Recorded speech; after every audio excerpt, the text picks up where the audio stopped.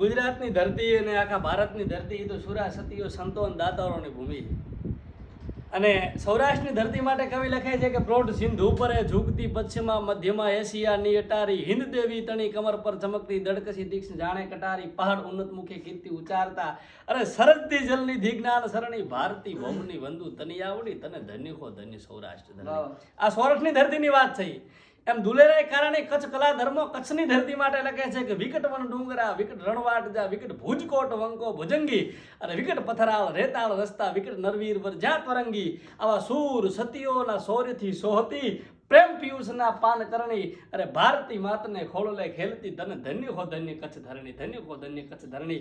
એ કચ્છની ધરતીમાં ડુંગરે ડુંગરે પહાડે પહાડે જુઓ ને તો સતી અને સુરાના બેહણા છે, માં જગદંબાઓના બેહણા છે. અરે આખી કચ્છની કુળદેવી કેવરાવી આશાપુરા બેઠી છે, એ આશાપુરામાં બેઠા છે.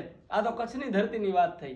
પણ વાવની ધરતી માટે બનાસકાંઠાનો એક નાનકડો એવો તાલુકો એટલે વાવ સરહદી પંચક અને એના માણસો સિંહ જેવા, કારણ કે બોર્ડર એરિયા ઉપર બેઠા છે અને બોર્ડર ઉપર બેહવું કે જેવા તેવાનું કામ હોતું નથી. એ વાવની ધરતી માટે વીપીસી લખે છે સોલંકી કે રણકાંઠાની વળી ભોમ પર સરહદે શિવના નાદ ગાજે અને મુછાળો પ્રભુ શોભતો માદળે અણનમ પાળિયા ઊભા આજે. આવા સંત દાતાર અને સુર અડાભીડ શોભતા જો ને ધરા પર વાવ રાજે નમણી નારીયું લાજપેર વેશમાં રાખતી મર્યાદા રીત કાજે રક્ષા કરતી વંદુ વરુડી તણી આ સોરઠ ધરાની ભગીની ભોમ તને ધન્ય હો ધન્ય વાવ ધરણી ધન્ય હો ધન્ય વાવ ધરણી.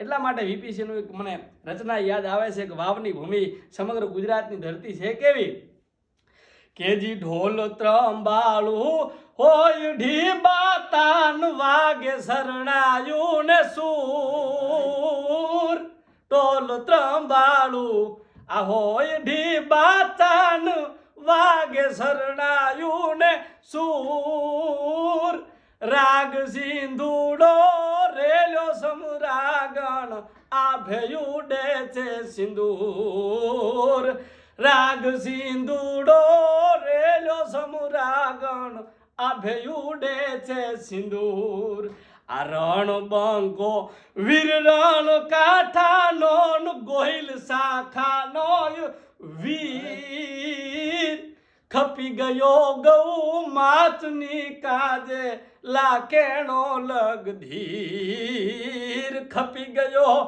એ ગૌ માતની કાજે લાકેણો લગધીર માટે ઢોલ ત્રંબાળું હોય ઢીબા તાન વાગે શરણાયું ને સૂર રાગ સિંધુડો રેલ્યો સમરાગણ આ ભેયુડે છે સિંદૂર રાગ સિંધુડો રેલ્યો સમરાગણ આ ભેયુડે છે સિંદૂર.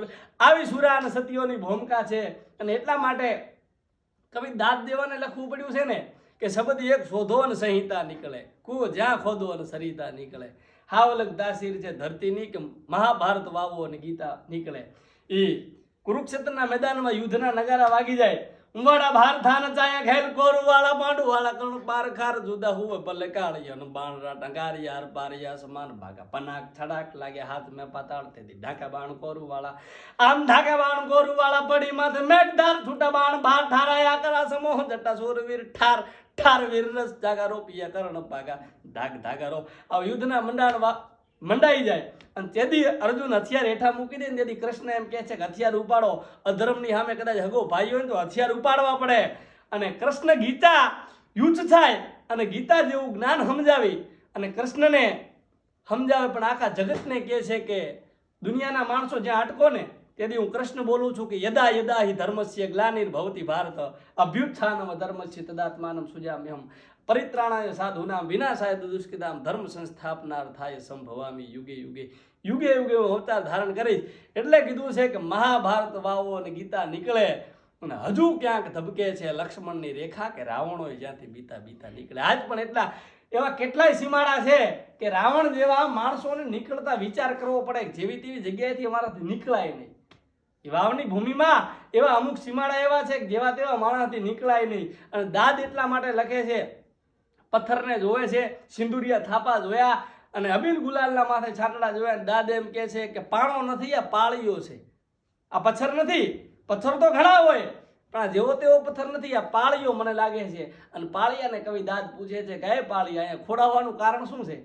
શું કામ તું આ ગામને પાદર બેઠો છો? પાળિયાને પૂછે છે દાદ, અને શું કહે છે કે આજ પૂછું તું ને પાળિયા રે મારા જલડા કેરી વાત રે, મારા રુદિયા કેરી વાત.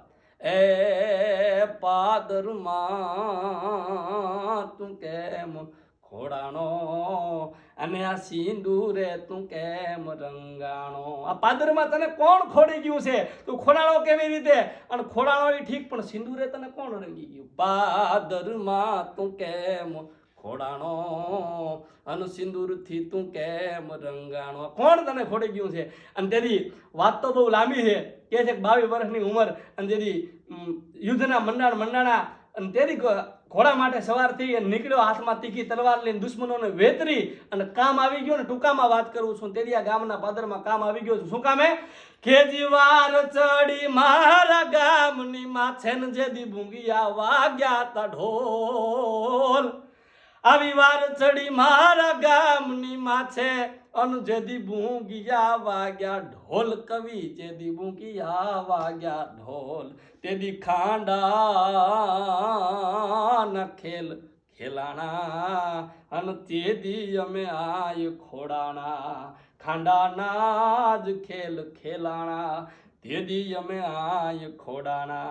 હવે વધુ મને પૂછમાં કવિરાજ કરવા દે વિશ્રામ. એ કવિ હવે વધુ પૂછમાં, કારણ કે હજુ મને એમ થાય છે કે આ કાળમાં કળિયુગમાં એમ થાય છે કે બેન દીકરીની આબરૂ જોખમમાં હોય, ગાયો અને ગવત્રીઓને આવી ભોંડી ડાળે ભટકવું પડે છે. તો હવે મને એમ થાય છે કે હજુ હું તરવારને નીકળી પડું. પાળીઓ કે જો હવે વધુ એ મને પૂછમાં કવિરાજ આયા કરવા દે વિશ્રામ રે, મને કરવા દે વિશ્રામ. તે દિશેથી ના સિંદૂર ભૂહાણા, એના રંગે આય રંગાણા. હે દિશેથી ના સિંદૂર ભૂહાણા, એના રંગે આય રંગાણા. વાહ વાહ.